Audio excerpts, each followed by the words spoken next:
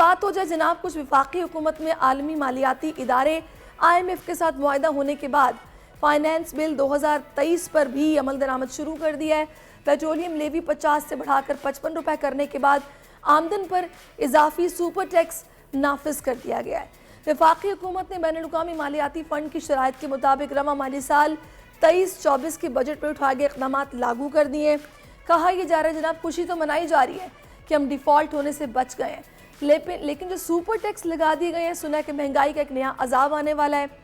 फिर ये stand by एक मुआहदा है IMF की तरफ से जो पाकिस्तान के साथ किया गया है, इसका मतलब क्या है, कितने अरसे के लिए होता है, इसमें क्या कुछ होता है? क्योंकि हम सुनते आए हैं कि जितनी शराइती वो हम मान चुके हैं, लेकिन उसके बावजूद महंगाई भी बढ़ रही है और मज़ीद ये टैक्सेस लगा दिए गए।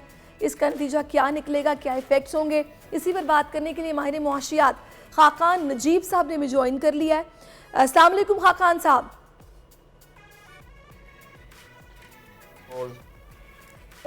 खाकान साहब, कैसे देखा आपने ये जो स्टैंड बाय मुआहदा हुआ है? पहले तो मैं चाहूँगी नाज़रीन को समझा दें ये आखिर स्टैंड बाय मुआहदा होता क्या और किन ममालिक के लिए होता है? देखें, पहली तो बात यह है कि पाकिस्तान को यह समझना है कि पाकिस्तान के पास IMF से राह फरार नहीं है। मैंने जब भी आपसे बात की है, मैंने हमेशा कहा है कि IMF is our only option. Khaqan साहब, इट्स आउट ऑफ क्वेश्चन। हम लोग जब से पाकिस्तान बना 63 बार इनके पास जा चुके हैं। हर सियासतदान ने, हर हुक्मरान ने बोला ये कशकोल अब टूट जाएगा, फिर कशकोल जुड़ता है, हम फिर चले जाते हैं। ये तो आउट ऑफ क्वेश्चन है। अगर ये ऐसा है, क्योंकि $4 अरब के ज़खायर पे खड़े हुए हैं, हालात ऑब्वियसली डिफ़िकल्ट हैं पाकिस्तान के लिए। I think this is a good outcome, इसलिए कि पिछला मुआहदा भी कंप्लीट नहीं हुआ। That's not a good story to tell. Pakistan कई बार, जैसे आपने कहा, IMF के पास गया है, पर IMF के साथ किया हुआ मुआहदा जो है उसको भी पूरा नहीं कर पाता। That is not a good story to tell. अब हैविंग सेड दैट, अभी जो मुआहदा हुआ है इससे आपको तकरीबन $3 अरब अगले 9 माह में आने हैं। That's a good story. उसकी वजह यह है कि पाकिस्तान कैश स्ट्रैप्ड है, डॉलर स्ट्रैप्ड है, उसकी वजह से शॉर्टफॉल्स हैं, उसकी वजह से रुपए की कदर पे प्रेशर है। ये सारी चीज़ें जो हैं for the time being I think थोड़ी सी ईजियर हो जाएंगी, थोड़ा सा कंफर्टेबल हो जाएगा, रुपए की कदर पे प्रेशर टूट जाएगा, पाकिस्तानी मार्केट स्टेबलाइज कर जाएंगी। बट लोगों के लिए अभी इतनी आसानी नहीं है। अभी आपने सही कहा, नए टैक्सेस जो हैं 438 के करीब लगे। ये आज पहला दिन है FY24 का, ये इन इफेक्ट आए हैं। मेरा ख्याल है एक बिजली की कीमत में तब्दीली जो है वो अगले चंद रोज़ में आ जाएगी। आई थिंक गैस की कीमत में भी एक तब्दीली आ जाएगी। लोगों के लिए तो ये डिफ़िकल्ट है, पर पाकिस्तान के पास अनफॉर्चुनेटली चॉइस कोई नहीं थी, बिकॉज हमने अपना घर तो ठीक किया नहीं है और ना ही हम अपना घर ठीक करने की सलाहियत रखते हैं। हम IMF पे डिपेंडेंट हैं और वो यही आपको कहते हैं कि आपके जो नुकसानात हो रहे हैं, आपने जो बिजली के नरखों में इजाफा नहीं किया वो आप कीजिए, वो हमें करना पड़ता है। I mean we have to be honest with people कि हम बिजली जो बनाते हैं उसकी कीमत लेना जो है वो लाजिम व मलजूम है, बट उससे ज़्यादा ज़रूरी यह है कि हम पूरे बिजली के निज़ाम को ठीक कर सकें। हम बिजली के निज़ाम को ठीक करने की सलाहियत नहीं रखते। जब हम ऐसा रहेंगे तो यही मुश्किलात हैं जिनमें मुल्क घिरा रहेगा। दूसरी जो चीज़ है वो ये है कि इस वक्त पाकिस्तान में एक ट्रांजिशन होने वाला है, इंटरिम गवर्नमेंट आने वाली है, उसके लिहाज से भी ये मुआहदा अच्छा है। अच्छा खाकान साहब, मैंने जो मेरी नॉलेज है, आप मेरी तस्दीक कर सकते हैं, मैंने तो ये सुना है कि ये जो तरक्की पजीर मईशत होती है उसके लिए इस तरह का प्लान होता है IMF का। ये जो स्टैंड बाय मुआहदा किया गया है इसमें बाकी कर्ज़ों की निस्बत इंटरेस्ट रेट कुछ कम होता है और ये तकरीबन 3 से 5 साल में वापस लौटाना होगा, ये अलग से कर्जा है, कुछ ऐसा ही है? देखें, ये अब हुआ ये कि हम एक प्रोग्राम में थे जिसको हम एक्सटेंडेड फंड फैसिलिटी कहते हैं, वो है 3 से 4 साल का। अनफॉर्चुनेटली हमने उसमें 12 रिव्यूज़ कराने थे और अपने पूरे पैसे 6-6.5 अरब डॉलर लेने थे। ऐसा नहीं हो सका। पाकिस्तान के जो आखिरी 2.6 अरब डॉलर थे, चूँकि वक्त ख़त्म हो गया, 4 साल पूरे हो गए, हम वो पूरे नहीं कर सके। हमें 2019 में ये मुआहदा किया था, 2023 जून में ये ख़त्म हो गया। अब पाकिस्तान को एक 9 माह की फैसिलिटी जो है वो IMF ने दी है, वो स्टैंड बाय अरेंजमेंट कहता है। उसके लफ्ज़ से ही आप समझ आएंगे कि एक एक्सटेंडेड फैसिलिटी है, एक स्टैंड बाय फैसिलिटी है, यानी कि ये 9 माह की फैसिलिटी है। ये सिर्फ इसलिए है कि ये जो वक्त है इलेक्शन साइकिल का ये गुजर जाए। इसके बाद अब मतलब the not so good news is कि मेरे लेकिन ख्याल में शायद पाकिस्तान को लेकिन एक और इसमें मुआहदे में जाना पड़ेगा जिसको हम बिल्कुल EFF जाना कहते हैं। पड़ेगा। लेकिन खान साहब, मुझे इस बात की समझ नहीं आती कि हम लोग हमेशा क्विक फिक्स क्यों करते हैं, कि हम लोगों ने अभी बस हमें बचना था, डिफ़ॉल्ट ना हो जाए, बैरूनी कर्जे थे, हमें IMF के पास जाना ही जाना था, लेकिन हम ये गरीब पर मज़ीद बोझ डालकर अपना ये वक्त निकाल लेंगे। इनकी क्विक फिक्स है, अशराफिया को फ़र्क नहीं पड़ेगा उस तरीके से, गरीब मज़ीद पिस जाएगा। हम क्यों स्ट्रक्चरल रिफॉर्म्स नहीं करते? हमें अपनी मईशत को उसके पैरों पर खड़ा करना है, उसके लिए कब हम एक्चुअली काम शुरू करेंगे? तो जो आपने कहा है ये मतलब इससे ज़्यादा किसी बात में सदाकत नहीं हो सकती। आज भी शुरू कर लें, कोई नहीं रोक रहा, पर जो चीज़ रोक रही है आपको वो शायद ये है कि आपने जैसे आप कहेंगे पूरी पॉलिटिकल विल गैदर करनी है, बट इससे ज़्यादा जो मैंने जो मेरा पॉइंट ऑफ व्यू है वो थोड़ा सा मुख्तलिफ है इस पर।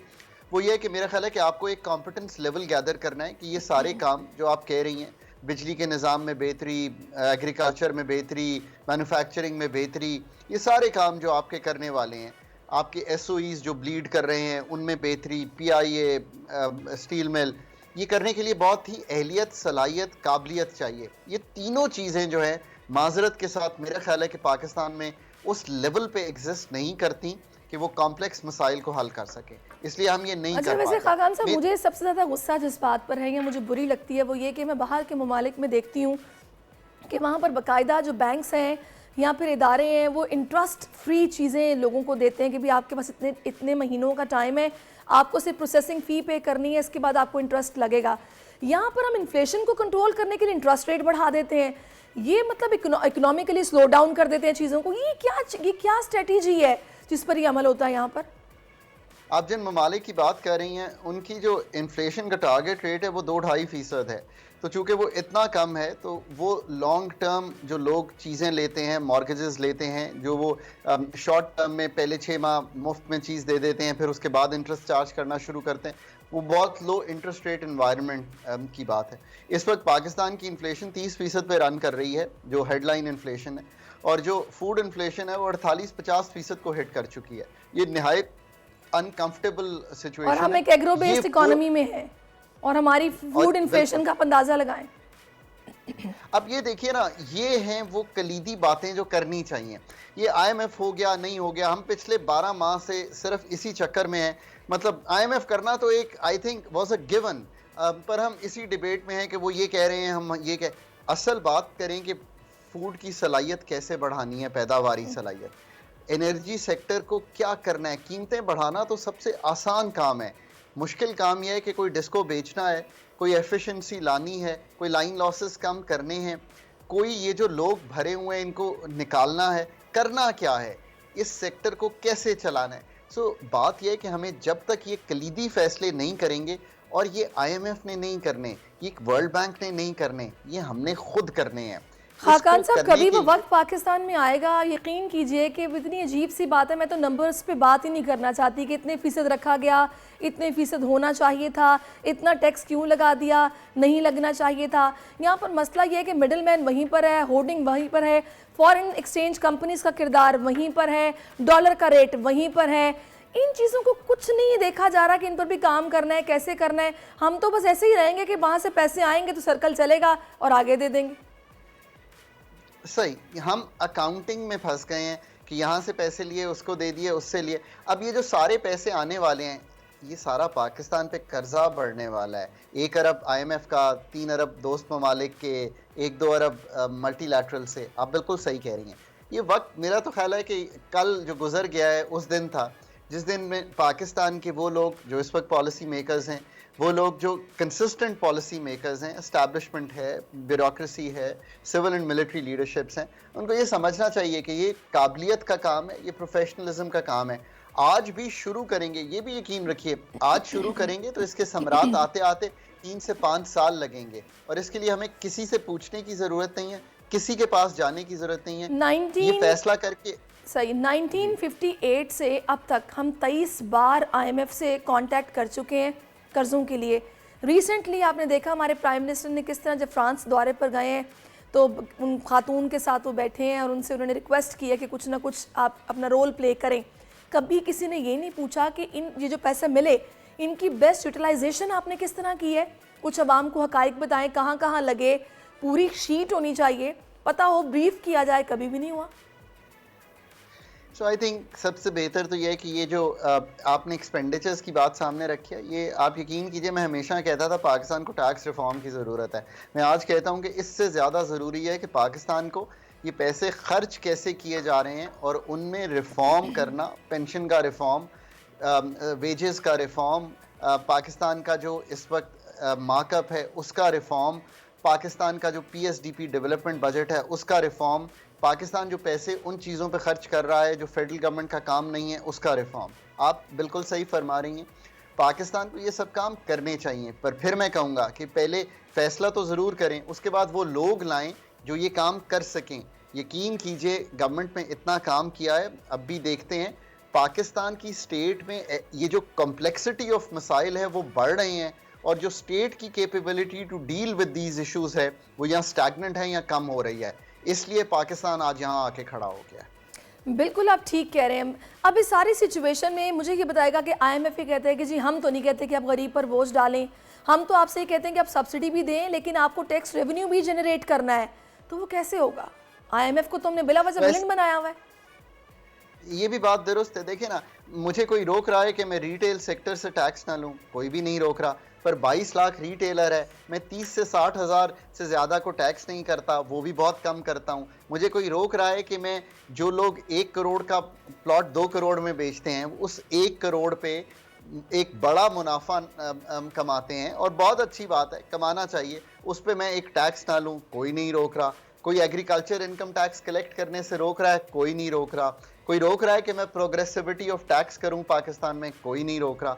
ये काम तो आपके करने के हैं। आईएमएफ तो आपको कहेगा आप टैक्स ज़्यादा कलेक्ट करें, पर आपने उनको ये कहा कि नहीं, हम ये जो हार्ड टैक्सेस हैं, ये जो मेहनत तलब टैक्सेस हैं, ये नहीं करना चाहते। हम जीएसटी यानी कि सेल्स टैक्स 17 से 18, हम जो ऑलरेडी इनकम टैक्स के ब्रैकेट में हैं उन पे 2-2.5% ज़्यादा, कॉर्पोरेट टैक्स ज़्यादा, और जो कस्टम्स ड्यूटी है उसी को बढ़ाएंगे। So you need to do the hard work.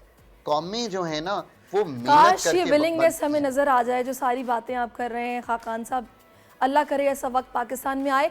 अच्छा, अभी अभी ईद गुजरी है, थोड़ा सा बताएंगे, ये जो हमारी सुना है कि leather, raw material, unfinished, finished products बाहर जाती हैं, इससे बड़ा रेवेन्यू जनरेट होता है, क्या इफेक्ट होता है इसका जब ये ख़ास तौर पर ईद उल अज़हा आती है? देखें, ये तो हमारा लेदर एक हमारा की सेक्टर है, टेक्सटाइल के बाद लेदर, सर्जिकल गुड्स, ये हमारा की सेक्टर है। ईद जब भी आती है तो ऑब्वियसली हाइड्स शायद ज़्यादा अवेलेबल हो जाती हैं, उसकी प्रोसेसिंग ज़्यादा होती है, बट ये तो एक छोटा सा कंपोनेंट है। ओवरऑल तो एक्सपोर्ट्स इस वक्त जो है हमारी एक्चुअली लास्ट ईयर से श्रिंकिंग है, इसलिए कि फ्लड्स की वजह से कॉटन अच्छी नहीं हुई, डॉलर्स भी नहीं है कॉटन मंगवाने के, डॉलर्स भी नहीं है पार्ट्स मंगवाने के। अब ये आईएमएफ के मायदे से शायद थोड़ी सी चीज़ें जो हैं अनक्लॉग होंगी और हम थोड़ा सा हमारे पास वो डॉलर्स की अवेलेबिलिटी होगी कि हम मंगवा सकेंगे एक्सपोर्ट के लिए मशीनरी के पार्ट्स। बिल्कुल खाकान साहब, अल्लाह करे जिस तरह आप बता रहे हैं चीज़ें ऐसे बेहतर हों और आगे भी मज़ीद बेहतरी की तरफ जाएं। बड़ी ईद की खुशियों में बोल ने दिया अपने अवाम का साथ, अवामी शिकायत पर बोल ने उठाई आवाज।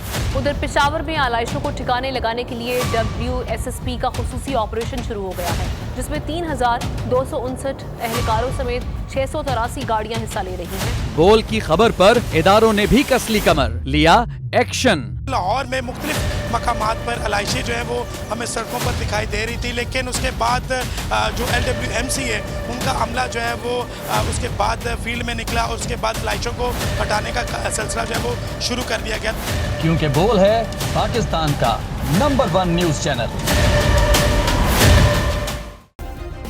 सब्सक्राइब करें और बेल दबाएं ताकि कोई खबर रह न जाए।